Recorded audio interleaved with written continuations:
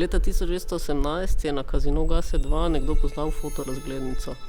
Na njej je deklica, za katero se zdi, da nima ene roke. 1. septembra 1972 je šel tukaj mimo Charlie Chaplin. 12. maja 1870 so na to stopnišče odložili novorojenčka. Ko so ga našli, je bil otrok že mrtev. Jaz sem te tvoje dokumentarne zapise o fotografijah začel prebirati kot literaturo. Me je pritegnalo kot literatura.